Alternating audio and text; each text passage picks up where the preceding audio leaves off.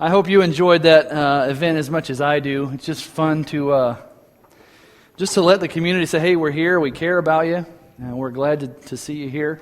If you weren't with us, had great weather for it. Joy Fellowship from down the street brought about 5 cars down and had a good time there.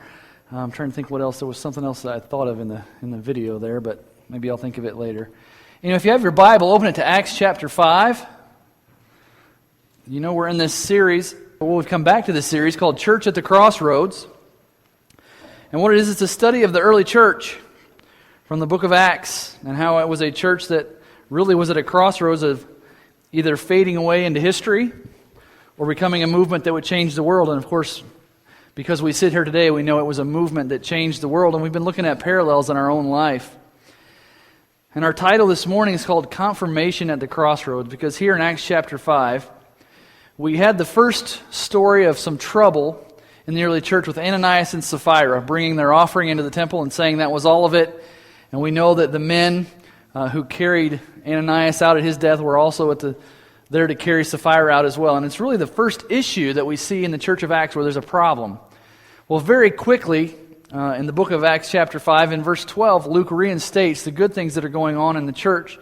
And I want us to pick up with that story, but keep in mind the story of Ananias and Sapphira there. But let's read verse 12.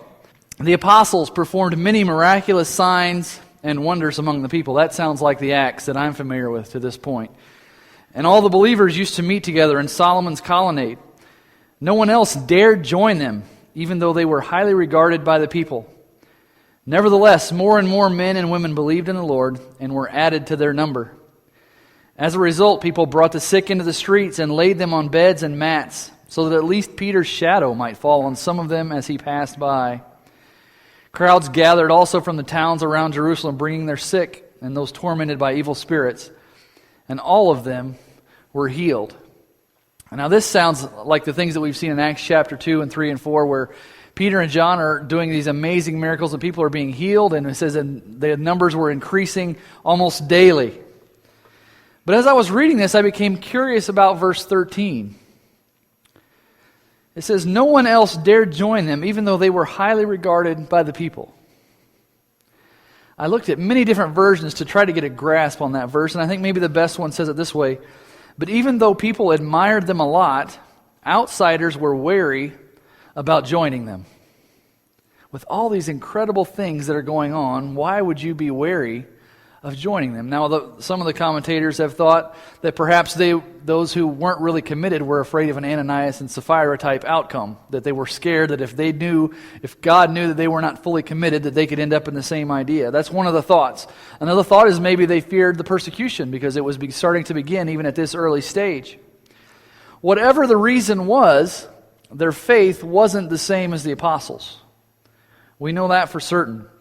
Because this crowd's faith, and this is the first point in your outline this morning, is the crowd's faith was in being cured by a shadow. Did you catch that part when we read that? That they just wanted to be in Peter's shadow. Now, talk about some amazing power that just a man's shadow falling on them could heal them. Now, this is something that an old belief that they had brought forward from Judaism from times past. This was kind of a tradition. That in a legend sort of, that if a shadow of a holy man or a prophet fell on someone, it would have the power to heal them. And in this case it works, and the shadow was Peter's. But the interesting thing to note here is that the difference between a shadow and the real thing is significant. A shadow's kind of close. It's almost like it. It's at least in the same shape of.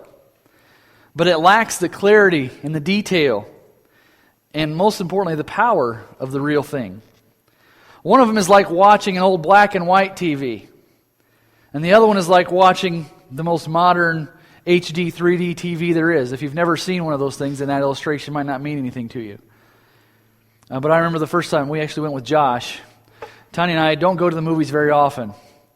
But we went to see this movie and we were pretty impressed. We want to go see it again. And Josh says, well, you have to go see this in 3D. And I was like, it's just a big hype. I said, Josh, they've been doing 3Ds since the 1950s, with the glasses and one blue and one red.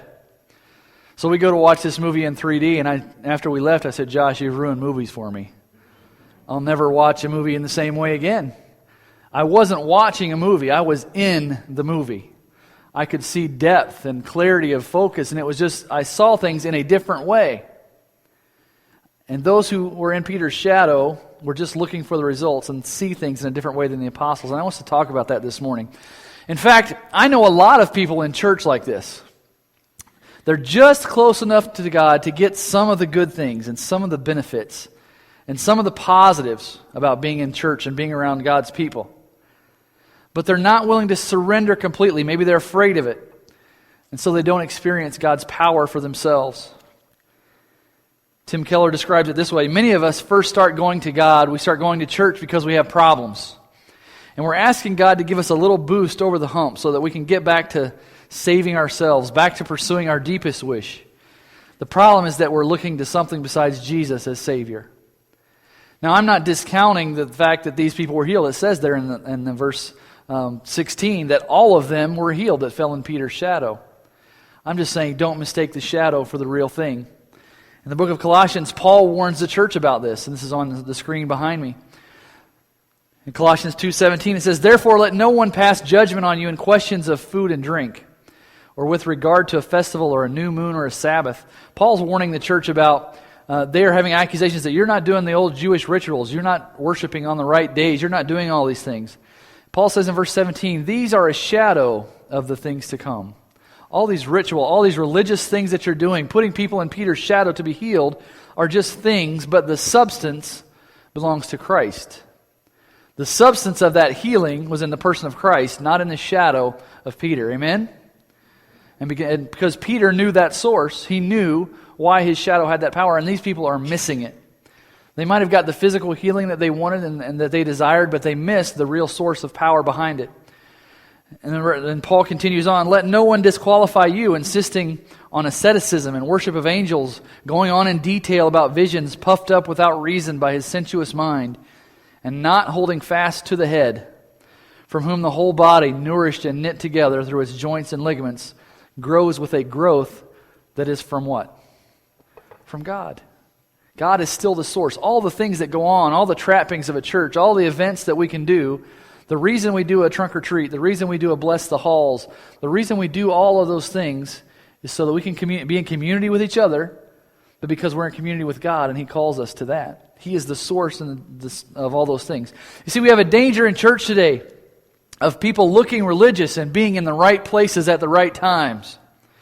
But they have yet to experience anything but a shadow of what God really wants to do.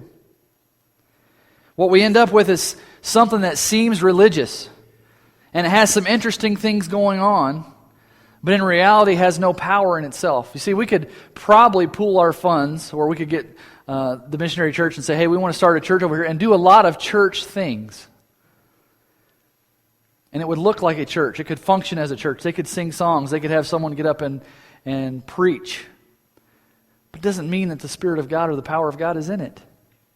It could just be a shadow. So at times we end up with things that seem religious, but they don't have any power in them. People allow fear to keep them from allowing God to do what He wants to do in them. So we have the next few verses here. I want you to see a different kind of attitude that shows up here later. But in the next couple of verses, the high priest and the Sadducees are filled with jealousy. They can't do these things that Peter and John and the apostles are doing. So they arrest them and they put them in jail. But they can't keep them there because an angel of the Lord opens the doors of the jail and brings them out. In verse 19, that's what it says.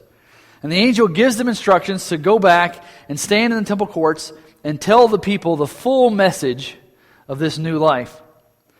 So they do. And the high priests and the Sanhedrin, they're having a meeting to decide what to do with these guys. And they say, well, bring them in here anyway. And they send for them from jail, and the answer comes back, well, the guards are there, and the doors are locked. But when we found them, there was no one inside. How would you like to be that guy? I bet some heads rolled on this one, because you know the Roman guards were in big trouble if a guard, remember we spent some time in Acts 16 a few weeks ago. Then someone comes up and says, hey, the guys you're looking for are out there in the temple teaching. And they want to go arrest them again, but they're afraid of the people because, remember, they're highly regarded by the people. So we can't just arrest them, so they convince them to come in. And they start asking them questions. And And they say, we've told you to stop teaching about this Jesus, which, look in chapter 4, verse 18. That's exactly what they told Peter. And in this case, Peter tells them the exact same thing that he told them a chapter ago. We must obey God rather than men. This is not about a shadow. This is not about me, Peter, my shadow. We must obey God rather than men. So let's pick it up in verse 33 and see what happens. When they heard this, they were furious and wanted to put them to death. Now, another translation puts that word furious as enraged. They're fairly upset. Remember, these are the guys that are in control of religious affairs. We're the ones that determine who says what and who gets to speak for the Lord, and we have the book and we have the temple. All these things are ours, and now you're going to come in here and mess everything up because people are trying to run to your shadow, Peter, and I'm pretty upset about it. Verse 34, but a Pharisee named Gamaliel, a teacher of the law, who was honored by all the people, stood up in the Sanhedrin and ordered that the men be put outside for a little while. Then he addressed them, Men of Israel, consider carefully what you intend to do to these men. Some time ago, Theudas appeared, claiming to be somebody, and about 400 men rallied to him. He was killed, all his followers were dispersed, and it all came to nothing. After him, Judas the Galilean appeared in the days of the census and led a band of people in revolt. He too was killed, and all his followers were scattered. Therefore, in the present case, I advise you, leave these men alone, let them go. For if their purpose or activity is of human origin, it will fail. But if it is from God, you will not be able to stop these men. You will only find yourselves fighting against God. Now, many times I have read that verse before, and I've even had that verse in my mind. I thought, yeah, you tell him, Gamaliel. Now, there's some truth in there, whether he realized it or not. The problem is that Gamaliel's advice, it seems wise at first glance, but the problem is that with his faith was contested by a struggle. His thought was, well, whoever wins is truly the victor. Have you ever heard the phrase that history is recorded by the victors? Which is true. Those who win the battles get to write the history. And Gamaliel is kind of a subject of this. He likes this idea. This advice may seem wise, but ultimately Gamaliel has the same problem. Whereas the crowd in Jerusalem just wanted to feel and witness the effects of a strong faith and a powerful God, Gamaliel is riding the fence. He doesn't have to decide. For him, the confirmation of his faith is in who wins. He wants to see how it's going to turn out. He may secretly be wondering and hoping that this group is going to start the Roman Revolution. Now, you can sense that when they bring the Gamaliel in, that he is a seasoned veteran. In Acts chapter 22, Paul tells us that Gamaliel was his teacher. I believe it's the same one. So he is revered by just about everyone. And they bring him in, and I could just see him sitting there, maybe stroking his beard. He's going to be the wise sage and instruct people in what they ought to do. And he says, just wait, just be patient, and ride it out a little bit.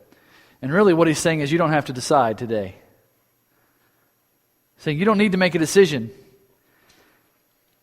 And deep down, he may be hoping that, hey, maybe I can use this group to get the Romans out of here. If they cause a revolution, then the Romans will come down on them, and I'll be okay because, hey, they're not part of us, and I'm not part of them. Then we'll see who wins. Now, his advice sounded very godly, didn't it? It sounded very wise and very spiritual. If God's in it, it'll succeed. Now, there's truth in that. But it keeps Gamaliel from having to make a decision. Although he does say something very interesting. He says, you might even be found opposing God, which adds a nice little spiritual element on it. Have you ever talked to somebody that likes to add spiritual things onto the end to make it sound wise or more authoritative? I run into a lot of people like that. Now, I think that was his wild card to get them to listen to me. I think Gamaliel realizes, yeah, these people have a lot of favor. A lot of people are converting. We need to stop this. But this might work out in my favor as well. He says, I'll make it sound spiritual. We'll tell them that they may be opposing God. And that'll convince them to just wait on this one. I don't think he actually believes it. But I think he thinks it'll work to his advantage. See, Gamaliel believes in the power of God, but not enough to fully commit to it. He's witnessed all these things that are going on with Peter's shadow. And Gamaliel ends with the same result, which is a shallow faith that looks at the external struggles and the things that are going on to decide which side to join. God forbid if we based our faith on what goes on the outside.